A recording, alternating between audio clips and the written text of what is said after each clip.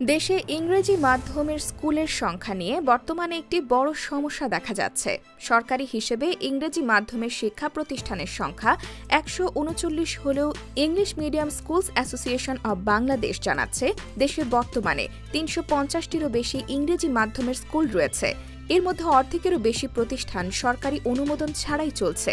বর্তমানে দেশের ইংরেজি মাধ্যমের স্কুলগুলোর জন্য সুনির্দিষ্ট কোনো নীতিমালা ও আইন না থাকায় এসব প্রতিষ্ঠানের বিরুদ্ধে কোনো কার্যকর ব্যবস্থা নিতে পারছে না শিক্ষা বোর্ডগুলো।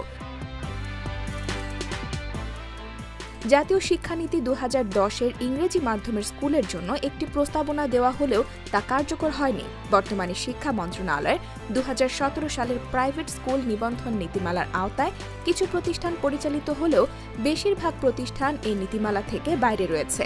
এর ফলে এসব স্কুল নিজেদের ইচ্ছামতো ভর্তি ফি, টিউশন ফি এবং অন্যান্য খরচ নির্ধারণ করছে। ঢাকার নামী স্কুলগুলোর এক বছরের শিক্ষা ব্যয় ২ লাখ থেকে শুরু করে ৪০ লাখ টাকা পর্যন্ত হয়ে থাকে। অভিভাবকরা অভিযোগ করছেন, এসব স্কুলে অপ্রয়োজনীয় ফি নেওয়া হচ্ছে। শিক্ষাবিদদের মতে, সুনির্দিষ্ট নীতিমালা না থাকায় ইংরেজি মাধ্যমের স্কুলগুলোর কার্যক্রম সঠিকভাবে পর্যবেক্ষণ করা সম্ভব হচ্ছে না। ঢাকা বিশ্ববিদ্যালয়ের অধ্যাপক ড.এস.এম. হাফিজুর রহমান বলেছেন, নীতিমালা প্রণয়ন ছাড়া এই বিশৃঙ্খলা রোধ করা কঠিন।